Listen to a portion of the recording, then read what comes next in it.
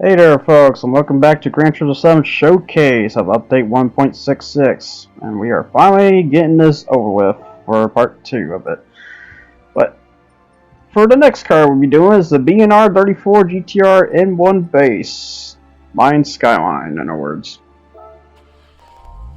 So R34.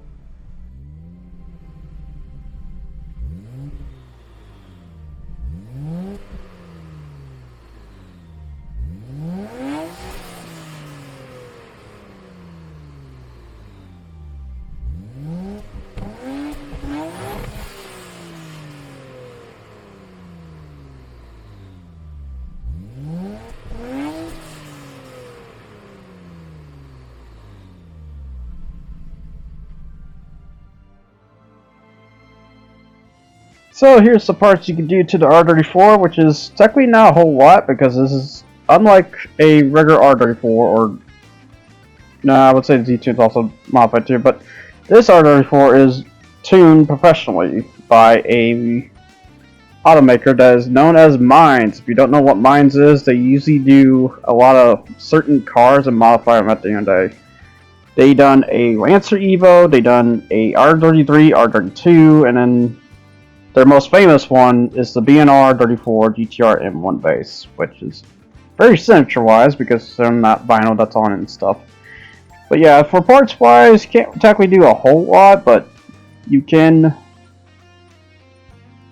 apply more engine parts if you need to. It doesn't really need all that, but in case if you do, you can. I mean, otherwise it hits 900 just from the additional turbos and stuff, so you're basically set for life on that. But yeah, there is no wide body, I will say, so you're just stuck with whatever it's given at the end of the day, which is fine, to be honest. But for rims, though, it has a special Volks rim, I should say, Volks or something like that. But yeah, basically you can only keep it on standard on the offset and width, which I think by standard the offset is technically wide, but it says it's not wide though, so I don't know. Hard to say, but yeah, you can't offset, period, I will say. For the fronts, you can add additional, you can basically just change the front overall, get rid of the, I can't remember what those are called, it's like little things at the end of the day, but then you got side skirts, and you can also just take the badge off if you really want to, too. You can, take the badge off in this case, or just get rid of the rear skirt, period, too. And then also for spoiler, you can get rid of the weird notch, and just go with the regular spoiler, or just have a custom spoiler, or wingless if you just want to make it more sedan-like. For roll cage, you just have the regular. You go Type A to Type C as much as you want. For light bulbs, I went with the orange. Give it that more intimidation flare, and besides it also has some red here and there with the color. And then for the license plate is, well, it kind of really needs one in the front because it has that mold. Because yeah, that's the fun part when it comes to license plate molds on some cars. You really need that license plate. If you don't have it there, it just looks weird about it. I guess because yeah, it's like you just see the notch. It's like there needs to be something there. At the end there. But the other thing is you can take the GTR badge off if you just really despise the GTR badges, period, for some reason. I don't understand that. I never understand that, why people just take the badges off. Like the car is still what it is at the end of the day, you know? Doesn't make any sense. Yeah, I didn't went with the red because it has some red in it anyways. So now on to the race that I used it for, which is the Nissan GTR Cup at Gilles Villeneuve. Circuit Gilles Villeneuve. Hopefully I said that right. Gilles Villeneuve, probably. But the B&R R34 GTR, as the horsepower it stands, it already hits 250 horsepower. It's already jacked to oblivion. Although I do have a new class in mind I'm going to make in the future for 275 horsepower, so just to say you're definitely probably going to end up seeing this car in the future, but as it stands, this car is, I mean, it's an R34. R34 is already impressive already, But the mines does give it a signature engine noise too to go along with it on top of it and stuff. And then with this event in mind, this also shows you that yeah, it's also a road car too, so you can also take this to road car events as well, which thank God for that. I mean, it is just a modified Skyline at the end of the day. It's not like, you know, the big deal, but as on tap of regular horsepower it's normally just 691. I detuned it to 276 because that 691's already high already. It doesn't need to go that far beyond. So I will say in advance though, when I get to the engine swaps, there is already the Mines motor for certain cars here. Like example, the R33 there, you can put the Mines motor already in that, and I think the R32 as well. So you'll be seeing that during the engine swaps, but just to say in advance, you can already engine swap the R32 and R33 to look like a Mines as well, if you want to make those type of Mines too. Because who knows if we're going to get more Mines cars after this one. I will say, if there's going to be another unique Mines, I would say to do the Lancer one, because there is a Lancer Evo that Mines did as well. That was pretty crazy, I recall. That was a pretty crazy one they did, but I can't say if that was legit or not, you know. I don't know what all Mines did. I need to look into a little further what the Mines was known for and stuff. I just know they're aftermarket that basically made their own variation of the R34 at the end of the day. Considering it went from 276 to, well, 276 we'll see, it was technically like 320 horsepower. Legitimate claims is that technically, but for its actual horsepower, it's 691, which is freaking crazy. That's literally 3 times the amount of horsepower. Even with the 320, I would say that's a lot. Or no, I would say 2.5 times. If by the, you know, legit claims, and not what was the artificial claims, which is 276, because the whole gentleman's agreement, you know, Nissan was breaking that rule right then there since day one. I don't know, maybe hopefully one day the gentleman's agreement comes back. Because I've been thinking like this gentleman's agreement of, yeah, your car can only go this amount miles per hour, like 130, like make 130 transmission, you make 130 transmission basically. And every car has to be aligned to that. And see what kind of a sport that becomes at the end of the day. Does it become a very incredible fun sport, or does it become a very interesting sport at the end of the day? But yeah. So yeah, we basically got a bunch of GTRs from the premiums, the new premiums from the R35s. You got the R32 V-Specs, R34 V-Specs, 400R. Surprisingly, I didn't see the Z-Tune here at all. That's the weird part. You got a R34 that kind of looks like the Tommy Cairo R-Turbo one a little bit there, the reddish color. Just missing the gold rims and the gold vinyl. I think that one's known for, if I recall. You got the GTR with the premium J color. Then you got a purple, which yeah, I did realize why there's a midnight purple edition Skyline, because that was for the long gun. Because yeah, they sort of supported the long gun racing way back until they got in trouble and shit like that. So, because yeah, you know, long gun racing was a dark racing kind of type, you know, and such. And no, but yeah. So, but yeah, to say though, yeah, the BNR34, it kicks ass. It very much kicks ass at the end of the day. It also proves how much you could just tune this motor at the end of the day. The RB26 is one of the most tuned motors, period, from the get-go. And it makes sense, too, because like I said, they did this whole gentleman's agreement, and technically, I would say they technically detuned the motor, because if you just slap on a turbo, you just only just get 100 horsepower, like right from the get-go. It's that ridiculous. So yeah, there was sort of an agreement. It just, you know, some still kind of just cheated their way, though, at the end of the day on that. And the Skyline is one of them. I think the other one is stuck with the Supra, because the Supra's supposed to be 276. I think it was 302, actually. The only one that was very legit about 276 horsepower was the NSX, for the most part. And that made sense, because Honda was the one that made that agreement.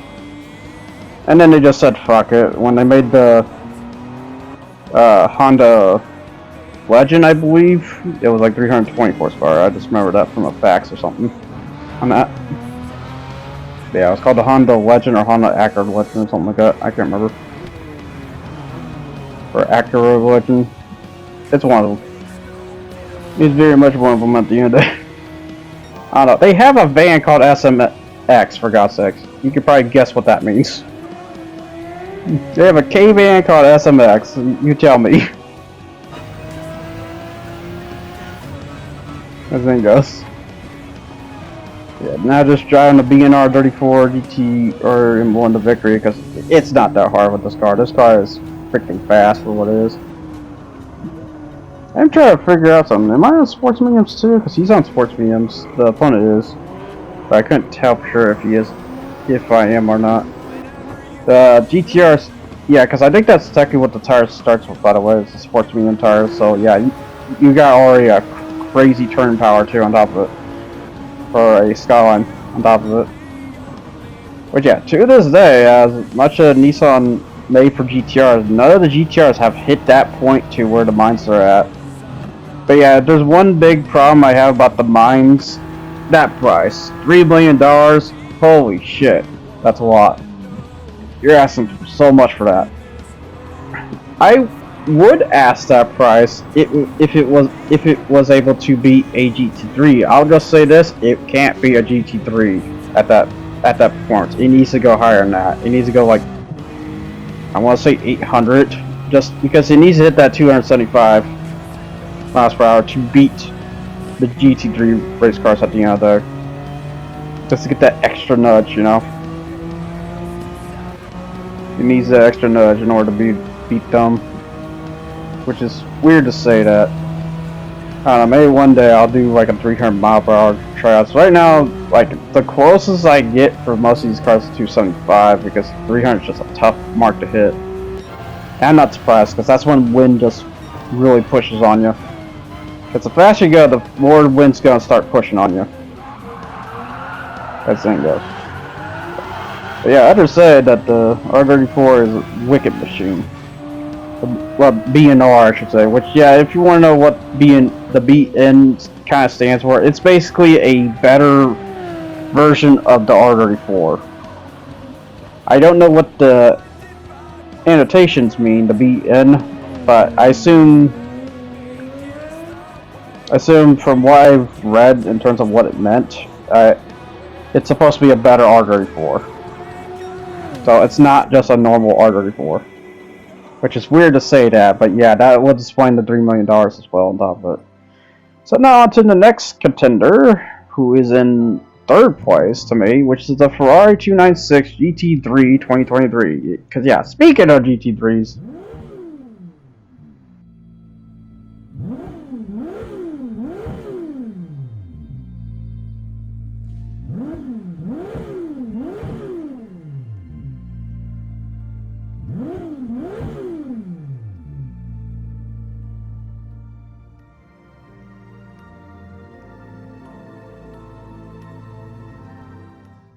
so here's the setup you can technically do to the 296 GT3, which is not much. It's a race car, so can't really do a whole lot besides add more turbo to it at the end of the day. But that's basically about it. You can technically add. You can add more racing tires if you need to and whatnot to it. Get some wet tires and stuff, which I forgot to do that. Buy the wet tires as usual. I have a habit of not buying the wet tires. I need to buy the wet tires every time. The problem is when you buy the tires, it auto-equips, and I hate that. I kind of wish it kind of gives you a suggestion to equip sometimes, but you know. Like, if it's ever a lower grade, don't auto-equip. That thing goes. But here's just to say, yeah, no wide body. You can't wide body a race car. That's all you're doing. Well, maybe one day I'll come across a race car and it turns out you can wide body it, and that will be the funniest day ever. Yeah, other to say, for rims, can't really technically do much, nor even on custom rims either, but you can change the rims if you really don't like the rims given. Which, here's a big thing I forgot. I forgot to check what all kind of stuff you can technically do to this car, and you're gonna see me applying it at the end of the day. It's like, oh, you can do that? Like, okay, you got more air scoop to it. You can add what I think is a weather checker. I think that's what that is. It's really weird. Adds a bit more tennis and other things to it. But yeah, I just slapped the weather checker thing there. But yeah, that's pretty cool. You see little lights there. But yeah, you won't be seeing those during the race though, sadly. But I'm kind of shocked that, wait, yeah, you could do that? I was like, holy crap. This is what happens when I don't fully check things sometimes. But before I did the event, just to say. But yeah, you can change the spoiler. You can add even more lights in the front. So in case you just want those Raleigh style lights to a race car, there you go. What it feels like. But yeah, that's basically all you can do to 296 GT3, which is very interesting regards, which is fucked up to say. So onto the Ferrari Circuit Challenge, because yeah, you could technically take this to here if you lower it just enough, which in terms of lowering it, I lowered it to its, I would say, a grade 4 spec of 200 miles per hour.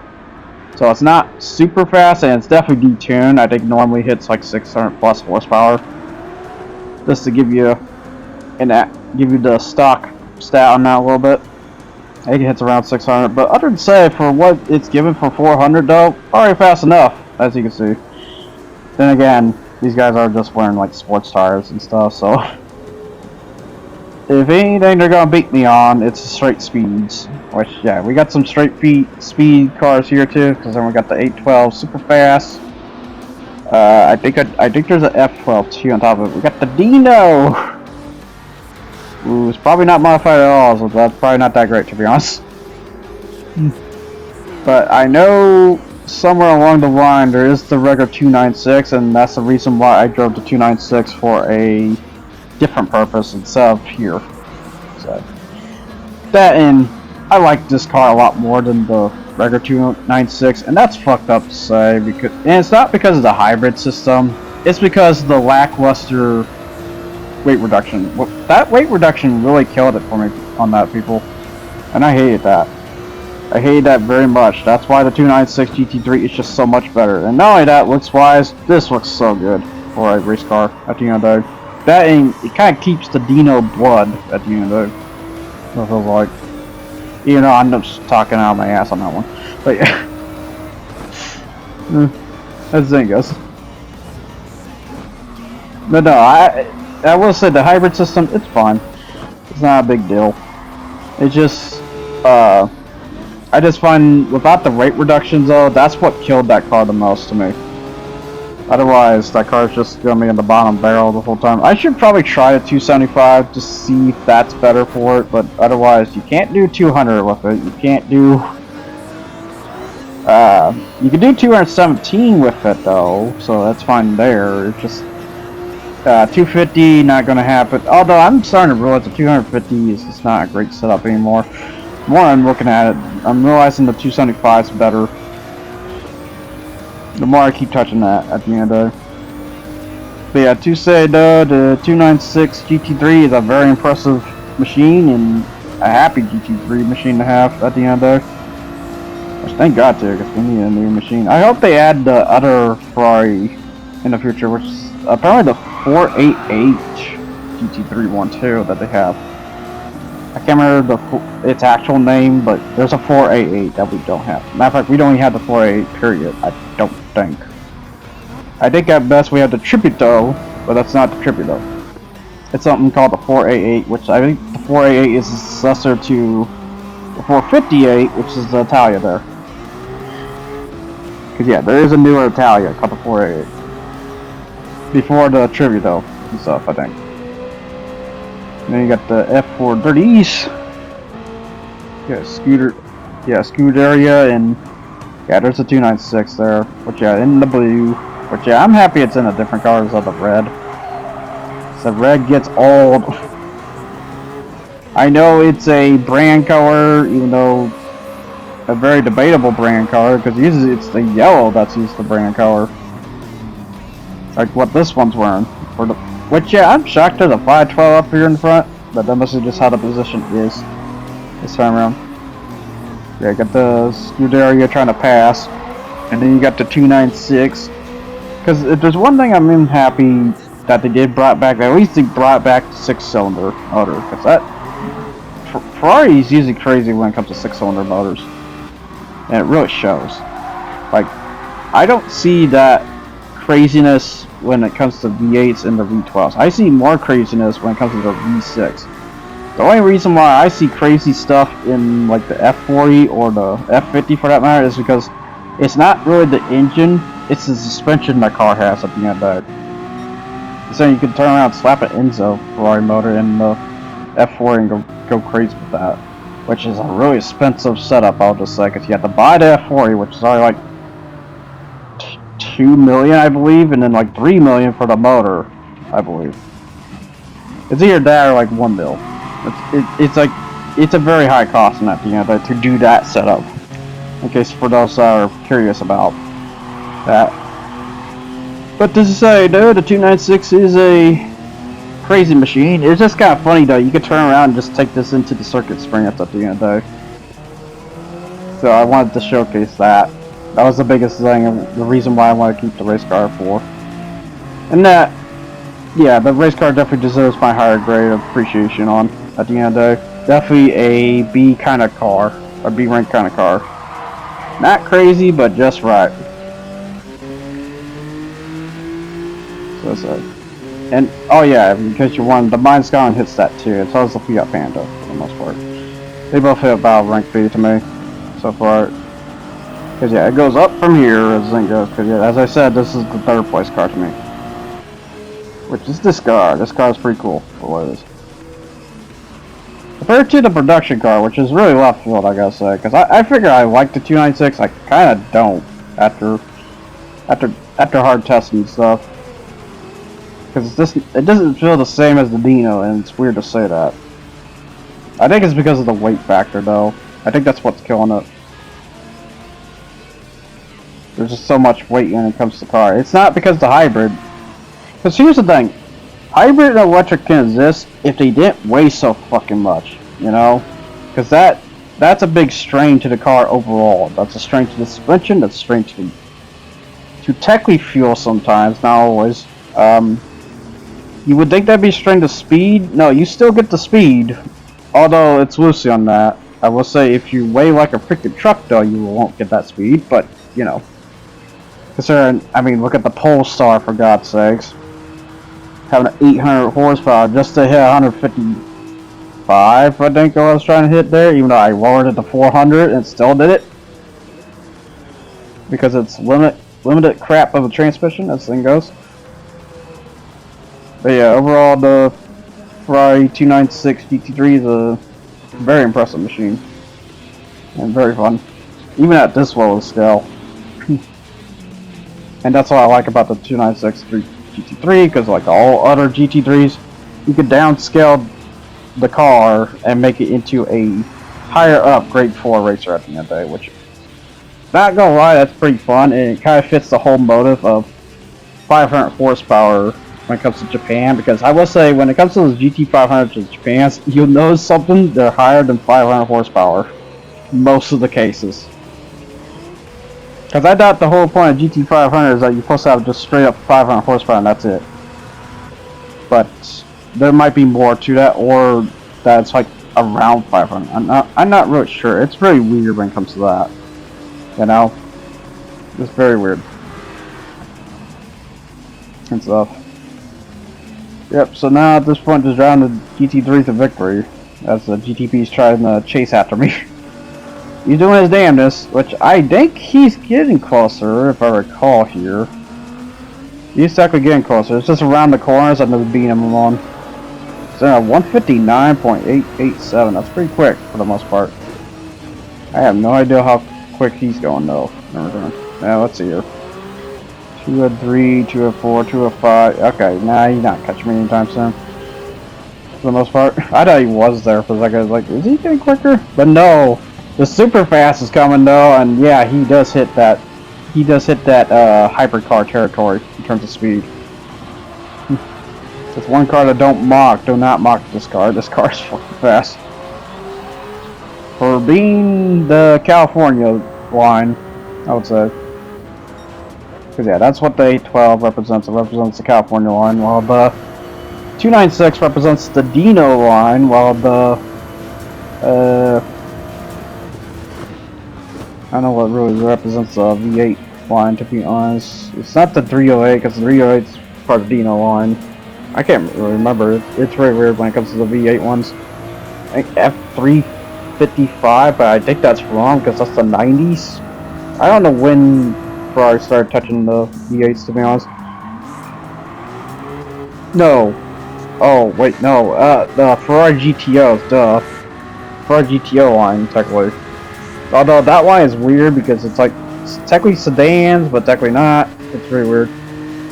Also, hi Dino. Bye Dino. As the saying goes. Alright, so now just a couple more corners away. I think the super fast is trying to get me at the end. And woo! Look at that slide. Cause yeah, this thing's crazy about sliding, by the way. Even as a race car. Even as a race car, it will slide itself about. That's the fantastic part about this car. It's a fun car at the end of it.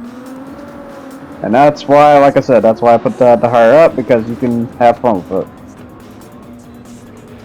I am not sure what's in front of me there. There's something right there in front of me, but now on to the second place. And this one might be a bit controversial a little bit, but I have to give it to the Renault S-Space F1 1995.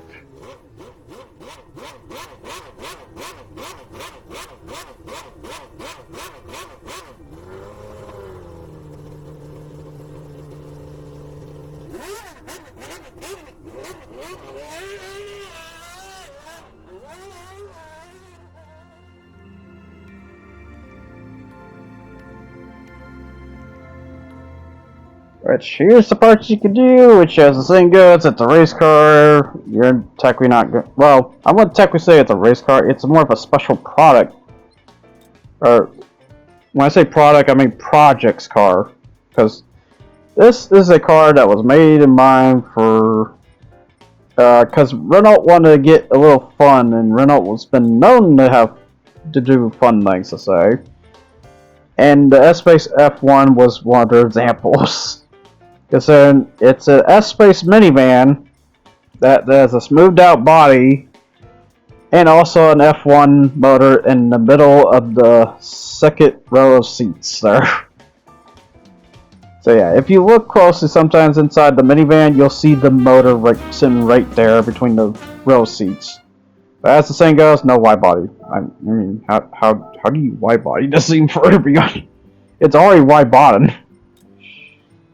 But you can offset at least the front I'm seeing there. Add a bit more notch to it. You can also add customs, which I gotta admit, when those kind of rims, kind of interesting. You can also make them bigger. I do know what to say to that. Add some wide widths and wide offsets. Very interesting for the most part. That's the thing goes. But yeah, that's basically about it you can do to it at the end there. Not a whole lot. So, I'm not surprised. So now up to the race I decided to do this on, which this was a challenge, I gotta say. The World Touring Car 800 at Yas Marina Circuit. Which I think I forgot to mention Yas Marina Circuit on the 296. Ow. But considering, like, I'm just gonna say most of these events are gonna be involved with the new courses here. But to say though, the Renault S-Space F1 is a very interesting machine because for fuel wise, pretty good. For the most part, and it hits 250 miles per hour in case you're asking. But I did have to detune this because normally it has 800 horsepower for an F1 V10 motor. So to say on that, I did had to lower it just a tad to hit that 250 just right. But I say it's a racing machine with a minivan body. As the thing goes, because yeah, just to say, the whole chassis and frame is a form of, while everything that's on top of it is the minivan portion of it, while modified with this unique spoiler and smoothed out to give out the aerodynamic code drag efficiency. The result is one of the fastest minivans in terms of special projects. Considering Ford's been also doing this too with the Transit in some cases. Considering you have the original Transit that was a modified GT4, you have the Transit that has a former car motor. Because they saw what Renault did here and they wanted to try it themselves, which is the Super Transit. Which the only way you're going to try that car on is a game called Blur. So if you have the game called Blur, you can try that Super Transit out. It's a pretty amazing machine, I'll just say that. Say it's in the high grade too on top of it. I don't think it's a good high grade though, but it's on there. It's in the high grade though. And then there's also the electric Transit that they showcase at Goodwood Hill Climb and stuff.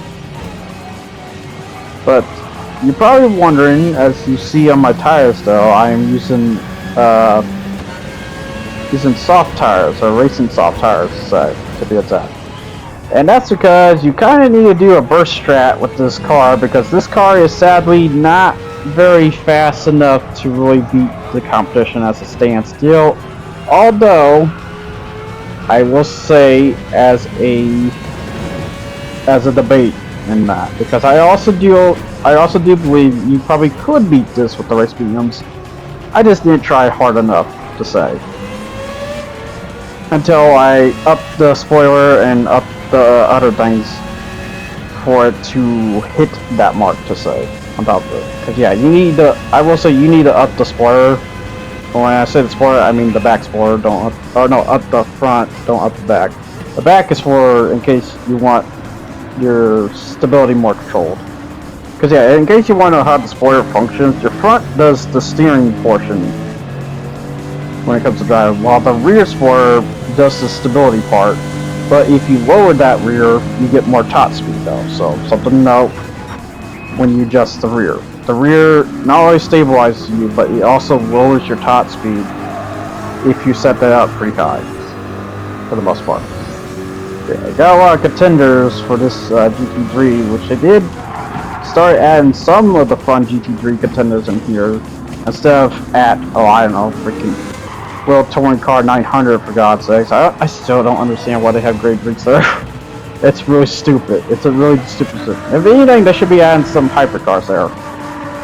Certain hypercars. And when I say hypercars, I mean like some low power ones, not some crazy ones, for the most part. But yeah, we got the Ford GT race car. We had the RX Vision GT3. We had the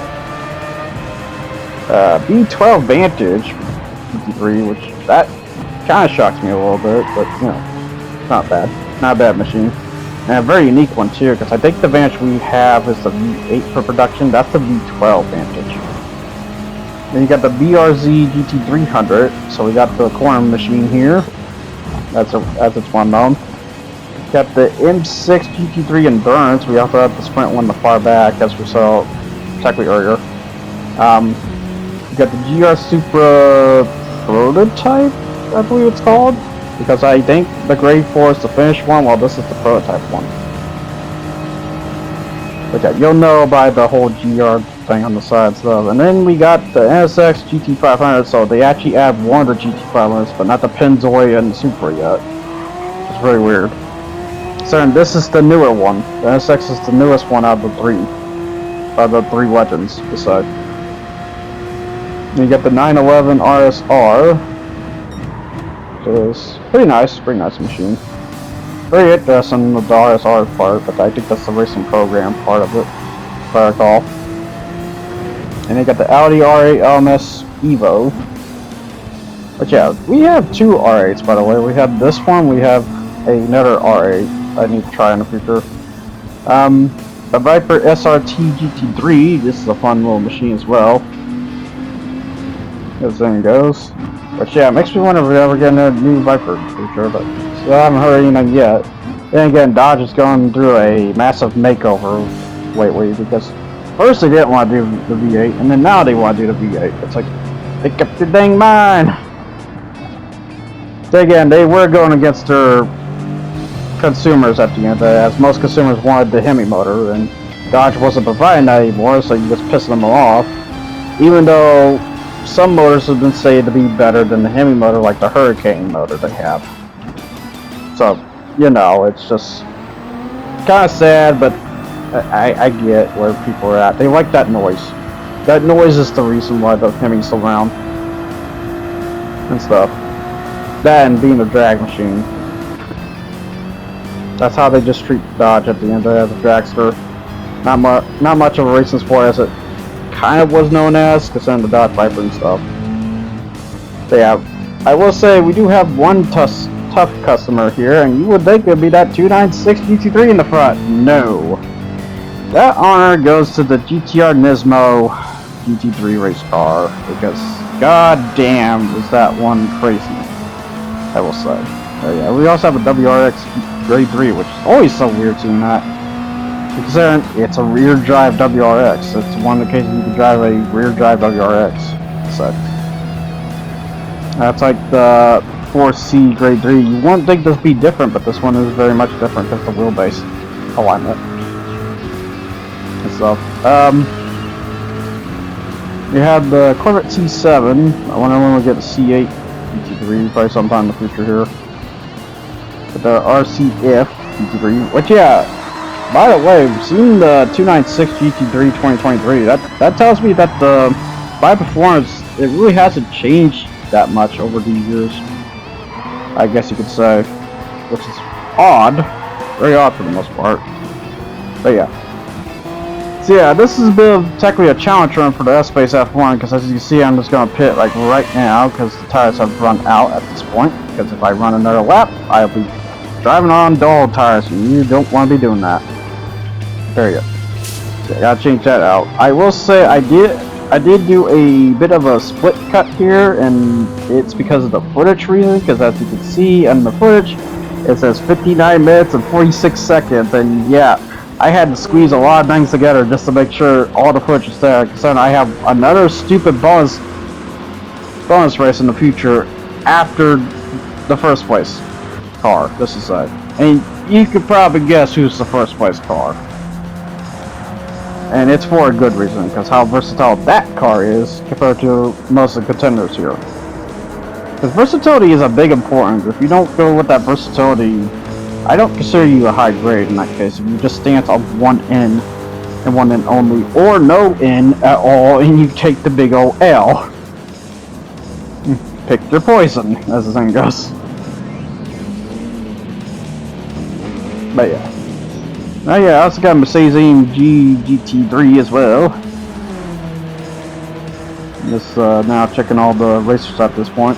So, but yeah, I had to cut at least about 30 seconds here because I noticed the video looks like super tight. It's like I had to figure out some squeeze methods. So I just squeeze right there, and it's not that much of different. It's just enough for, you know, it's not gonna be all right. Speed run over. It's dead. That thing goes. I spliced it. I spliced the footage. You know. Yeah, Ford GT race car. The V12 Vantage just going along. Yeah, because I like showing all the contenders at the end of the day, because I might as well. Because I never know when the contenders change up and stuff. So then what I did for the weekly race, my god. I was driving the M1 RS with the bike motor. Don't do that for the new weekly race, because good god, that Corvette and Viper were just hauling ass on that Deep Forest Raceway Wheel Touring Car 700 one. My god, I don't know what they've been doing, but I really hate this instance where you see two cars way ahead of the pack. Either that tells me they're more tuned, or the rubber band is so shitty in regards. And this is technically a similar case for this case as well, as you can see. It still is a bit of a line though, at least, I'll give it that, but I do notice there's two contenders here that are hauling way faster than the other ones sometimes. But so far it seems pretty normal, pretty tame for the most part. They're all hitting like 2 minutes each. Except for that R8. That R8 is hauling ass in some ways, but however, he's on race sauce, so he's gonna have to be pitting soon. Probably pitting right now, I'd assume. Because yeah, I will say tires is going to be a big deal when it comes to this race, because the fuel match is a lot lower, while the tires is like 8 to 10 times I recall in terms of burn there. It's not the greatest for the most part. And then the money's not that great either, to be honest, for what it is. But it is, I guess if you just want a fun event at the end of the day, here you go, basically. That thing goes. Otherwise, it's nothing short of that crazy for the most part. Yeah, so now just try to drive the S-Space to victory, which I'll just say this in advance, I definitely did for the most part. It just, I will say, when it comes to this car lineup, try to not have that GTR in the front if you're gonna be doing this. Because if you have that GTR in the front, he is definitely gonna win. Because he pissed me off last time. I even have a bit of footage for that, but I can't show it because of how much I had to squeeze at the end of the day. So it is what it is. I just know I had a bad time dealing with that GTR Nismo. And the best part is I'm running like a minute 54 and stuff. I'm still not catching on at the end of the day. Do they get quicker? Yes, but I think they gave him like so much leeway. It's not even funny. It comes to this sometimes. I've seen the NSX in the race for once though. That's nice to see. So I've seen the NSX GT3. I prefer seeing that. Even though that's the old NSX. But yeah. But yeah, speaking of, I can't remember which company who... Because someone turned around and redid the NSX in their own edition to say. Which is very interesting. Which when I say the NSX, the OG one, not the new one. Because no one doesn't like the new one. For some reason. Even though that one's handmade, just to say. The new NSX is handmade. That's the weird part. That's the very interesting weird part about that. Although, I say handmade loosely, not all of them might have not been handmade perhaps, but I'm pretty sure from what I heard, it pretty much were.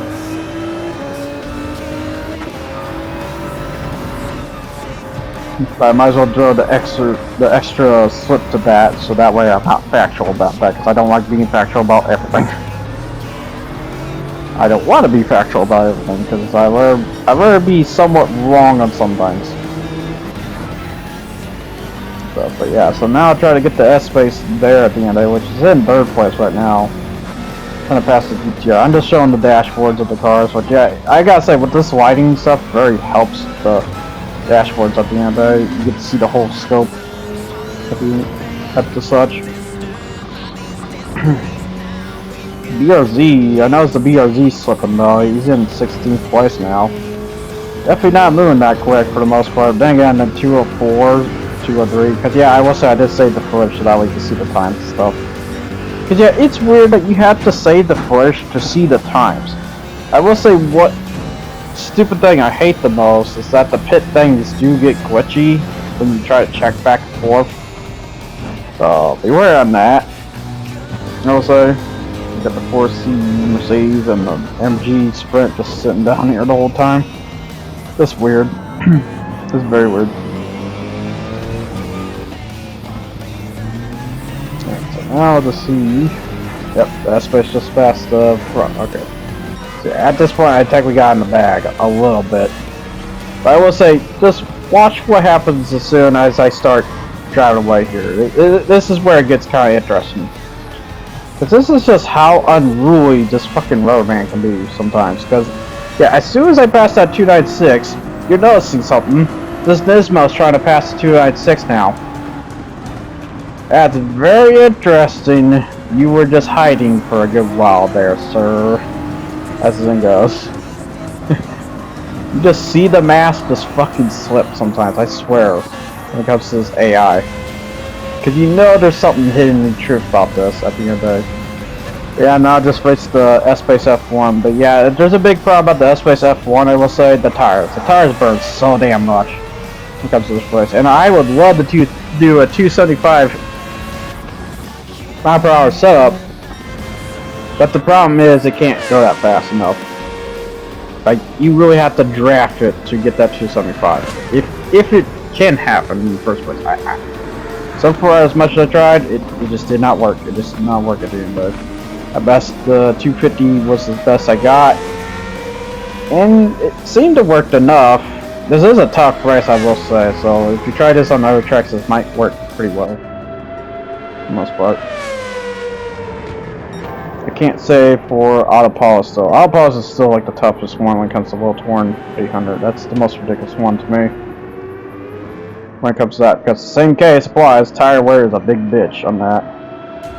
Which, after doing some checking around, because I was curious more about that NSX, it was Ital Design who remade the NSX in their fruition, which is, I gotta say, pretty sick. Because if you look at the spoiler has the brake light, the same alignment of brake light as it should, like that brake. So, well, I wouldn't say the same, but it's like a rectangle line of the brake light, which works pretty good. And then look at the front. The front has a similar edge to it as the OG has. That's how you should make the NSX, Honda. I'm sorry to tell you. As the thing goes. The NSX was supposed to have that look to it. I get it that the name's called New Sport Experimentation. The problem is when you make a car that's favored by a lot of people kind of want to keep that design intact. So what you then do is you make that car with the actual name, while the NSX name becomes something else entirely. Like example, it's kind of hilarious. They made a vision car called the Honda Sport. That should have been the name for the NSX. That specific NSX. The Honda Sport. But no. But yeah, so now you see this instance here where, yeah, he's in like 158 on the time now. Just to say, if he's in the front, he will be pulling that non-stop. So if he wasn't in the front, this race probably wouldn't happen. And that's a maybe.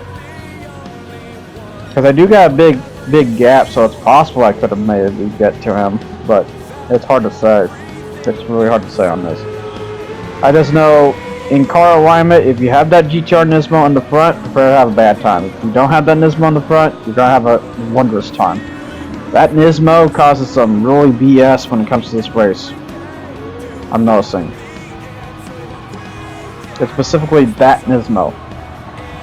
Which, of course, it's the movie one, because they want to make the movie one so special when it's not. You could probably tell it may have some tune parts in it, but it might be just the rubber band. The rubber band is really gratified for that car. Like I said, that's basically the race in a nutshell at the end of it, which is basically a simple race. I say simple loosely, but you know, tire wear is a bit of a butt for that. So now on to the last contender, which don't mind the arrow dangling up and down. That's the fucking drifting on that one controller of mine. But up to the Mitsubishi FTO GP version R 1997. Easily one of my most favorite cars.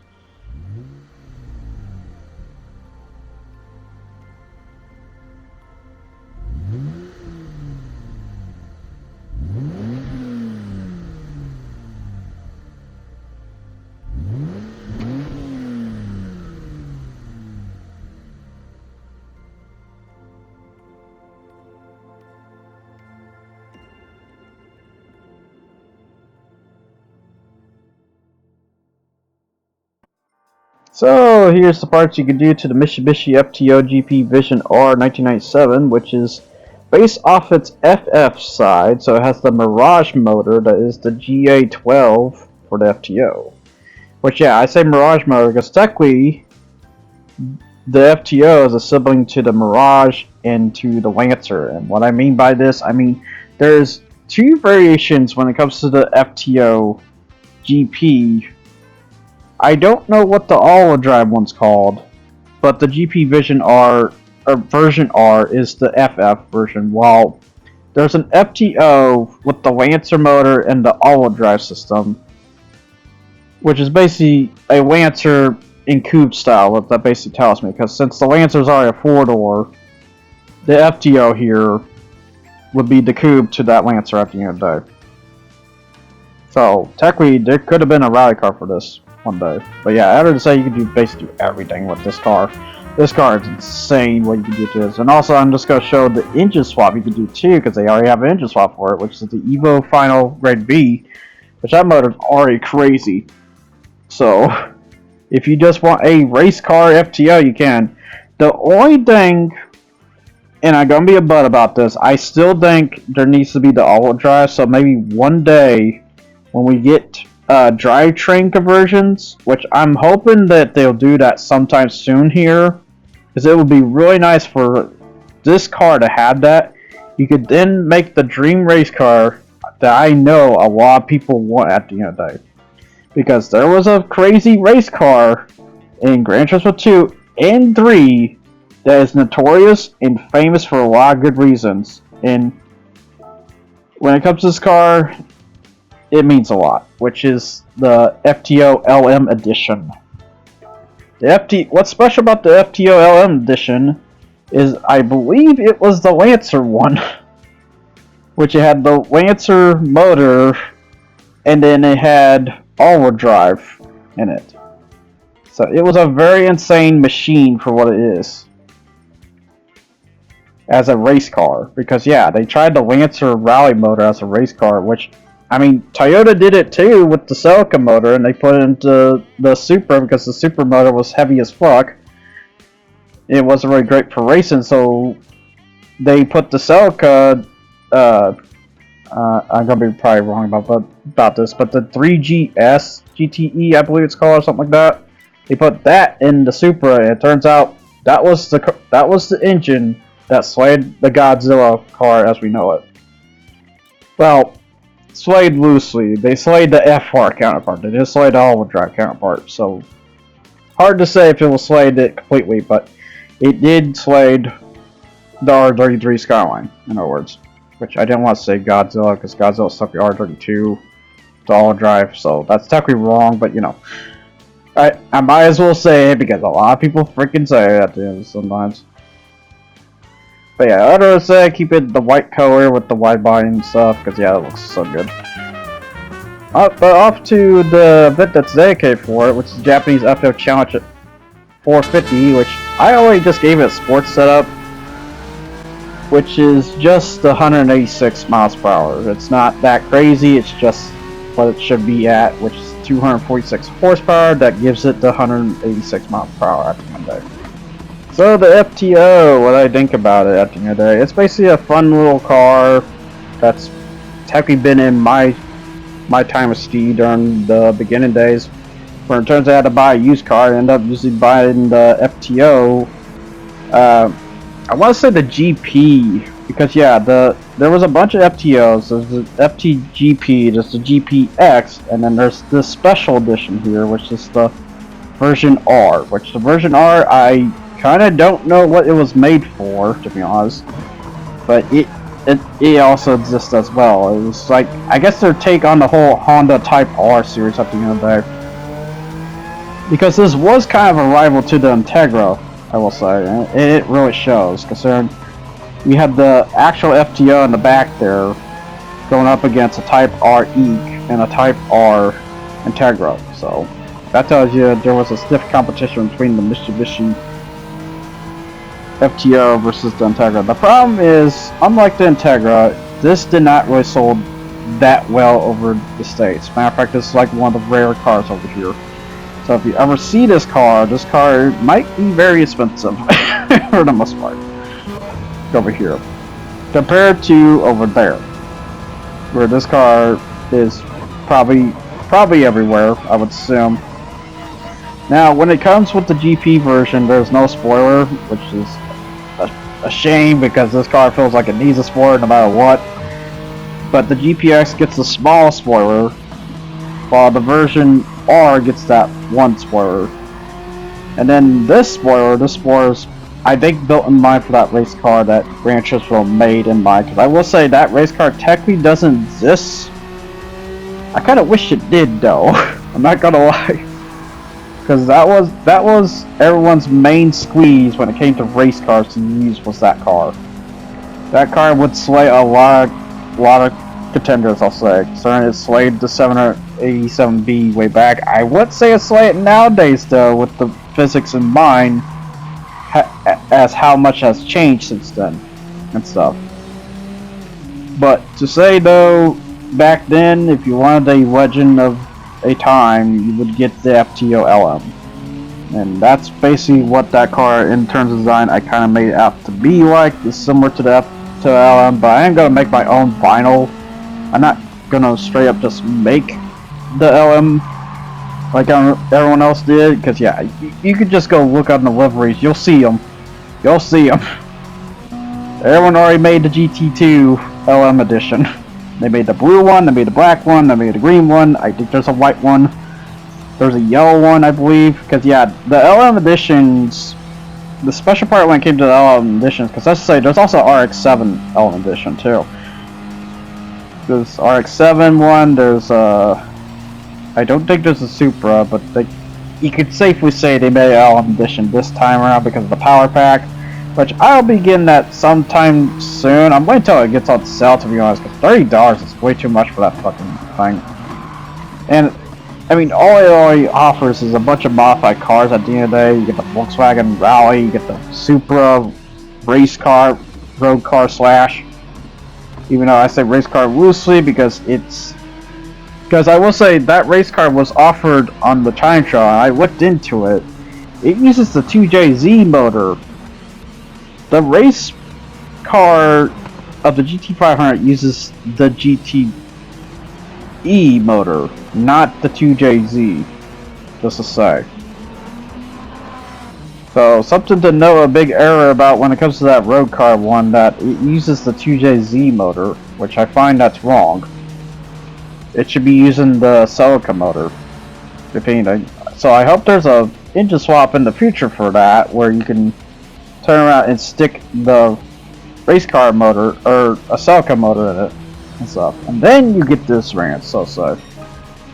But yeah, in terms of contenders here, not much to really say except for that FTO. The FTO is kicking the shit out of Integro, so that's fun.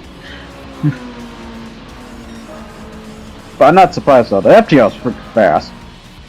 Because I will say the FTO I think hits like 230 at base, so it's pretty crazy for what it is for the front terrain homologation. Ugh, God, it's a tongue twister to say that. Because yeah, that's the full name, by the way, in case you're wondering. It's like front terrain homologation. Yeah. So technically, this is a homologation, so it's a kind of car, but yeah. Because like the GTO, it had a sibling, which was this one. The FTO was supposed to be the lesser sibling to the GTO at the end of it. It really shows for the most part. But yeah, the FTO is the Mirage, while the Eclipse was the Eclipse at the end there. But they both were able to use the Lancer motor if you came across that variation of it, which is a very rare variation, as I recall. But I'd say that's about it for my favorite car, this FTO. Tune in next time to see the engine swap for that. But we do have one more. Oh, whoops! I showed it wrong. Yeah, it don't matter. It's the Superformer one. We're doing the Superformer race because yeah, there's a Superformer one for the gals, but I know I might as well get out of the way for the most part. But yeah, I did one lap for this, so. But other than that basically wraps that for the showcase. Overall, we get a very nice course that's based around speed. You got a course based around multiple turns and stuff, and so many lights. Like, oh my god, like that has to be expensive over there for that course at the end of the day. And then we get a bunch of cars at the end of the day that, you know, that we definitely asked for at the end of the day, like the Fiat Panda, the B&R Mines, the S-Space, the FTO. The cars we didn't ask for is a freaking Polestar, which, I mean, not surprised, an electric car weighs like a freaking tank, 6,000 pounds, for God's sakes. And then we got the F35B, which is basically the V8. And then the 296s, which are pretty good. Not too bad, but they're there. They exist. But to say, I'll see you guys all next time. You guys take care, and I hope you enjoyed what you watched here today. So now to send off with the Superformer car, because yeah, it's just a Superformer car race, for God's sakes. You 15 laps and you get pit twice, and make sure you have race medium tires. That's all I'm gonna say to this. But until then, I'll see you guys all next time. You guys take care and ciao. I hope you enjoyed what you watched. Until then, bye.